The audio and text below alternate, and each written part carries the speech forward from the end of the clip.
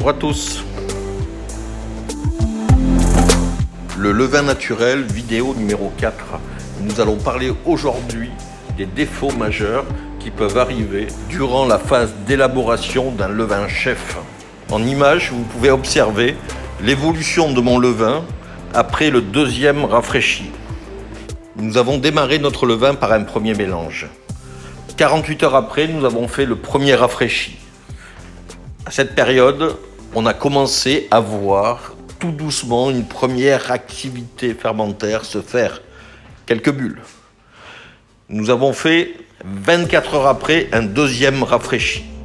Et voici derrière vous les images de l'évolution du levain après le deuxième rafraîchi.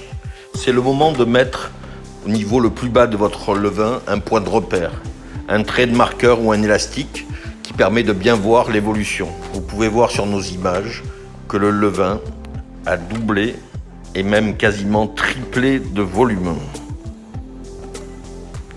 Si votre levain est inactif, c'est qu'il y a eu un souci, un problème.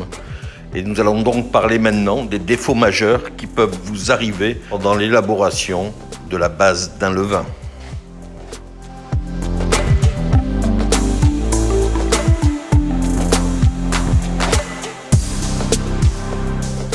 Depuis quelques jours, nous sommes ensemble pour démarrer un levain. Donc la première phase est une phase d'élaboration de la base du levain qu'on appelle le levain chef. Pendant cette période, on peut avoir quelques petits soucis. Il peut y avoir des défauts qui surviennent. Et nous pouvons aussi, pendant cette phase-là, si on ne fait pas attention, avoir des petits soucis d'hygiène. Quand je parle d'hygiène, je ne parle pas forcément de propreté. Alors, quels vont être les moments les plus sensibles, on va dire? Il y a tout d'abord le moment où on va utiliser des ustensiles ou des récipients pour conserver ou pour mélanger le levain. Donc, à ce moment-là, que peut-il arriver? Il peut arriver l'entrée de corps étrangers qui était sur mon fouet, par exemple, que je vais introduire dans le levain. Ça peut être l'incorporation de bactéries pathogènes et ça peut être aussi l'incorporation de produits toxiques. Tout ça va nuire, bien sûr, au développement de mon levain. Donc, qu'est-ce que je dois faire? C'est assez simple, hein. On va premièrement nettoyer, deuxièmement désinfecter avec un produit désinfectant, mais on va surtout après rincer, histoire de faire disparaître tous les produits toxiques. Je nettoie parfaitement, je n'ai pas de corps étranger. Je désinfecte parfaitement, je n'ai pas de bactéries pathogènes. Je rince à grande eau pour ne pas avoir de produits toxiques.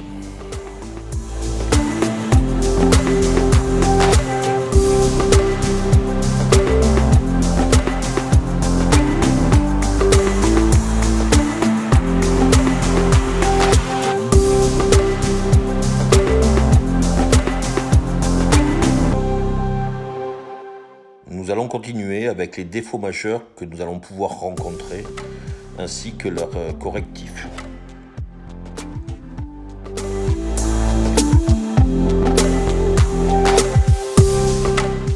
Nous allons maintenant parler des défauts majeurs qui peuvent arriver dans la phase d'élaboration de notre levain, dans la phase de création d'un levain chef.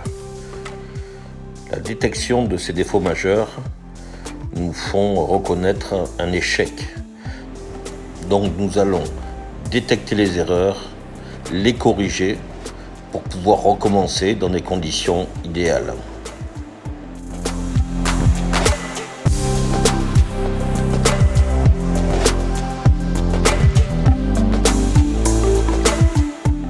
Je n'ai pas de fermentation après 48 heures.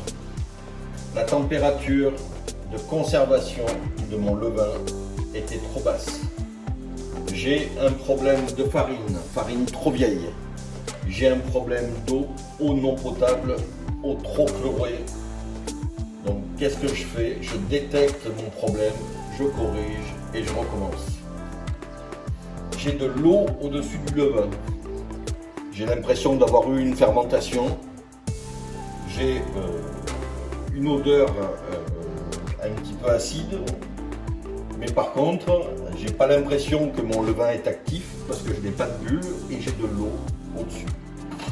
Donc ça vient souvent du fait que la température de conservation du levain était trop haute, température trop chaude. Mais ça peut venir aussi d'une farine trop faible ou trop pure, ou les deux à la fois. Donc là pareil, je choisis une farine avec plus de son, une farine avec un peu plus de protéines, je rajoute un peu de seigle à l'intérieur et je maîtrise bien la température de mon levain. Un des problèmes les plus récurrents est la température dans l'élaboration d'un levain chef. Cette température est souvent trop froide et nous empêche en fait le déclenchement d'une fermentation. Mais là, dans ce cas-là, l'eau au-dessus du levain, c'est une température trop chaude. Un autre problème qui peut arriver à mon levain, c'est son assèchement. J'ai une croûte qui se forme sur mon levain. Donc ça, c'est assez facile, hein. C'est ou un mauvais couvercle, trop d'air qui passe, un manque de quantité. Je n'ai pas fait assez de levain au départ. Et pour finir, un endroit trop sec ou un endroit trop ventilé pour la conservation de mon levain. Donc là encore, je corrige, puis je recommence. Le dernier problème est un problème qui est pour moi non envisageable. Une mauvaise odeur de pourri sort de mon levain. Donc eau non potable, eau presque croupie, corps étranger à l'intérieur du levain, bestioles, moucherons, ou local tellement sale que l'air y est toxique. Donc s'il vous plaît, ces trois options sont totalement inenvisageables.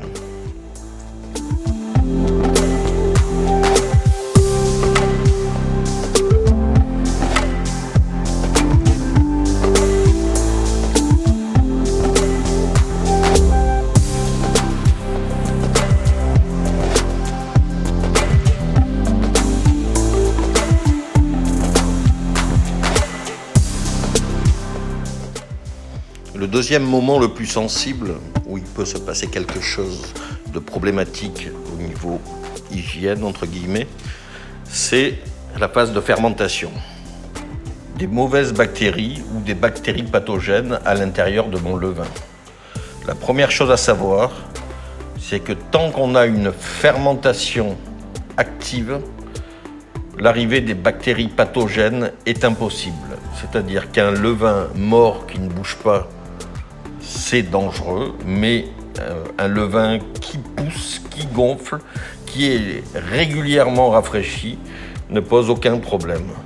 Plus précisément, il va falloir un pH qui soit inférieur à 4,5. Et là encore, pas d'inquiétude, à partir du moment où notre levain est actif, à partir du moment où il gonfle, à partir du moment où il ne sent pas mauvais, le pH est obligatoirement inférieur à 4,5. Il est même très souvent proche de 4. Ce qui est synonyme de non-prolifération de bactéries pathogènes. Notre levain restera sain. Pour finir cette partie hygiène, qu'est-ce qui peut se passer pendant la fermentation? C'est l'arrivée de petits moucherons sur le levain ou dans le levain. Et pour ça, on a une solution très simple, c'est bien sûr couvrir ce levain en laissant quelques petits trous, donc un film perforé ou percé est sans doute la meilleure solution.